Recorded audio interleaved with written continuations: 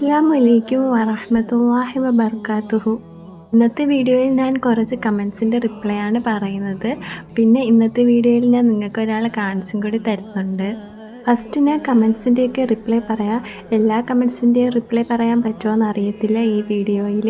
എന്നാലും ഞാൻ റമദാനിന് മുമ്പ് അറിഞ്ഞിരിക്കേണ്ട കമൻസിൻ്റെയൊക്കെ റിപ്ലൈ പറയാം. ഞാൻ ഒരു ഹത്തം ഓതിക്കൊണ്ടിരിക്കുന്ന കാര്യം നിങ്ങളടുത്ത് പറഞ്ഞില്ലായിരുന്നു.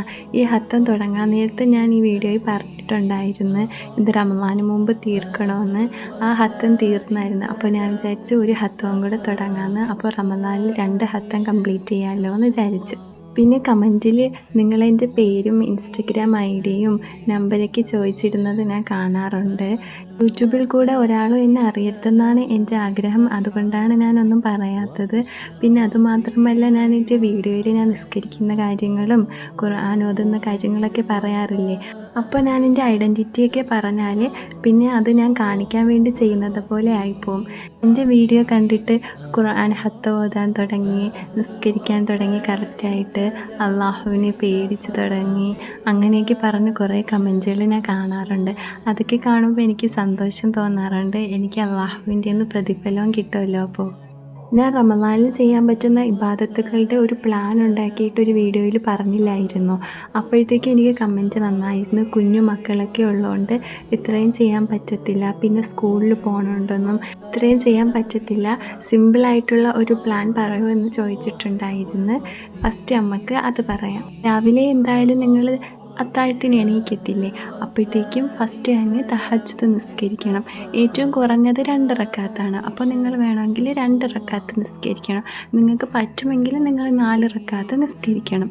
എന്നിട്ട് അപ്പം തന്നെ വിത്തർ നിസ്കരിക്കണം. വിത്തർ 1 റക്അത്താണ് ഏറ്റവും കുറഞ്ഞത്. അപ്പോൾ നിങ്ങൾക്ക് 1 റക്അത്തേ പറ്റുള്ളെങ്കിൽ 1 റക്അത്ത് നിസ്കരിക്കണം. ഇല്ലെങ്കിൽ 3 റക്അത്ത് നിസ്കരിക്കണം. വിത്തർ 3 റക്അത്ത് നിസ്കരിക്കുമ്പോൾ ഒരിക്കലും വിത്തർ നിസ്കാരം മഗ്‌രിബ് നിസ്കരിക്കുന്നത് പോലെ നിസ്കരിക്കരുത്. നമ്മൾ ഒന്നിൽ 2 റക്അത്ത് നിസ്കരിച്ചിട്ട് സലാം വീട്ടിയിട്ട് അടുത്ത റക്അത്ത് നിസ്കരിക്കണം. അല്ലെങ്കിൽ 3 റക്അത്ത് ചേർത്ത് നിസ്കരിക്കുമ്പോൾ 2ാമത്തെ റക്അത്തിൽ അത്തഹിയാത്തിന് ഇരിക്കല്, 3ാമത്തെ റക്അത്തിൽ അത്തഹിയാത്തിനിരിക്കണം.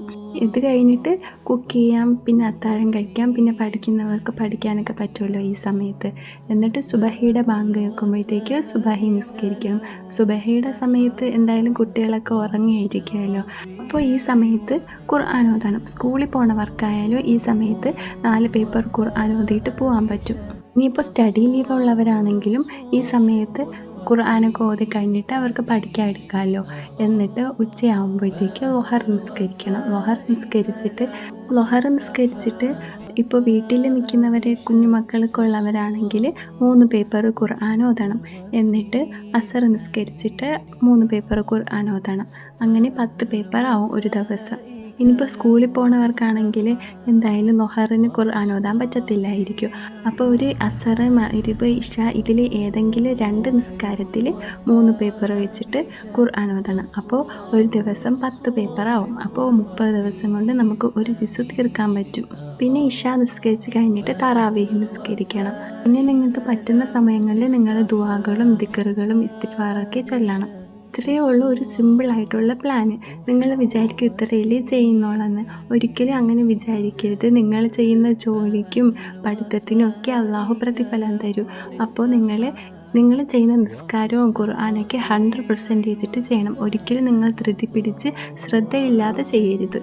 ഇനി അടുത്ത കമൻറ്റ് എന്ന് പറയുന്നത്, ഗുസ്ലിനെ കുറിച്ചൊരു വീഡിയോ ഇടാമോ, ടീനേജേഴ്സിന് യൂസ്ഫുൾ ആവുമെന്ന്. ഗുസ്ൽ എന്ന് പറയുന്നത് നമ്മൾ വലിയ അശുദ്ധിയെ ശുദ്ധിയാക്കാൻ വേണ്ടിയിട്ടുള്ള കുളിയാണ്. ഗുസ്ൽ ഏതൊക്കെ സാഹചര്യത്തിലാണ് നിർബന്ധമായിട്ടുള്ളതെന്ന് വെച്ചാൽ, 1 പീരിയഡ്സ് കഴിയുമ്പോൾ, 2 നിഫാസ് കഴിയുമ്പോൾ, പിന്നെ സെക്ഷൽ ഇൻ്റർകോഴ്സ് കഴിഞ്ഞിട്ട്, പിന്നെ ഇജാക്കുലേഷൻ കഴിഞ്ഞിട്ട്, പിന്നെ ഒരാൾ മരിച്ചു കഴിഞ്ഞിട്ട്. പിന്നെ സുന്നത്തായിട്ടുള്ളത് ജുമുഅയ്ക്ക് മുമ്പ്, പെരുന്നാൾ നിസ്കാരത്തിന് മുമ്പ്, ഹജ്ജിൽ ഇഹ്റാമിന് മുമ്പ്, ഇതുപോലുള്ള സാഹചര്യങ്ങളിലൊക്കെയാണ്. ഇനി എങ്ങനെയാണ് ഗുസ്ൽ ചെയ്യേണ്ടതെന്ന് വെച്ചാൽ ഞാൻ ഓരോ സ്റ്റെപ്പായിട്ട് പറഞ്ഞുതരാം. ഒന്നാമത്തെ കാര്യം നമ്മൾ നിയ്യത്ത് വെക്കലാണ്. നമ്മൾ എന്തിനാണ് ഗുസ്ൽ ചെയ്യുന്നതെന്ന് നമ്മുടെ മനസ്സിൽ ഉണ്ടായിരിക്കണം. നമ്മൾ മനസ്സിൽ പറഞ്ഞാൽ മതി, ഉറക്കെ പറയേണ്ടതിൻ്റെ ആവശ്യമില്ല. രണ്ടാമത്തെ കാര്യം നമ്മൾ ബിസ്മില്ല പറഞ്ഞുകൊണ്ട് തുടങ്ങണം. മൂന്നാമത്തെ കാര്യം നമ്മുടെ 2 കൈയും 3 പ്രാവശ്യം വാഷ് ചെയ്യണം. പിന്നെ നാലാമത്തെ കാര്യം എന്ന് പറയുന്നത് നമ്മുടെ പ്രൈവറ്റ് പാർട്ട് ക്ലീൻ ആവുന്ന രീതിയിൽ വാഷ് ചെയ്യണം. ഇനി അഞ്ചാമത്തെ കാര്യം എന്ന് പറയുന്നത് നമ്മൾ സാധാ ഒലു എടുക്കുന്നത് കണക്ക് ഒലു എടുക്കണം. പിന്നെ ആറാമത്തെ കാര്യം എന്ന് പറയുന്നത് നമ്മുടെ തലയിൽ കൂടി 3 പ്രാവശ്യം വെള്ളം ഒഴിക്കണം. പിന്നെ ഏഴാമത്തെ കാര്യം എന്ന് പറയുന്നത് നമ്മുടെ എല്ലാ ബോഡി പാർട്സും ക്ലീൻ ആവുന്ന രീതിക്ക് നമ്മൾ കുളിക്കണം. ആദ്യം വലത്ത് സൈഡിൽ നിന്നും പിന്നെ ഇടത്തെ സൈഡിൽ. ഇത്രയേ ഉള്ളൂ ഒരു ഗുസ്ൽ ചെയ്യുന്നത്. ഇനി അടുത്ത കമൻറ്റ് നോക്കാം. ഫസ്റ്റ് ചോദിച്ചേക്കുന്ന റമദാൻ മാസത്തിൽ നമ്മൾ ശ്രദ്ധിക്കാതെ പോകുന്ന നോമ്പ് മുറിയുന്ന കാര്യങ്ങൾ പറഞ്ഞുതരുമെന്നാണ്. അത് ഞാൻ കഴിഞ്ഞ വീഡിയോയിൽ പറഞ്ഞിട്ടുണ്ടായിരുന്നു. പിന്നെ രണ്ടാമത്തെ കാര്യം ഫോൺ യൂസ് ചെയ്യുമ്പോൾ എന്തെല്ലാം ശ്രദ്ധിക്കണം റമദാൻ മാസത്തിൽ എന്ന്.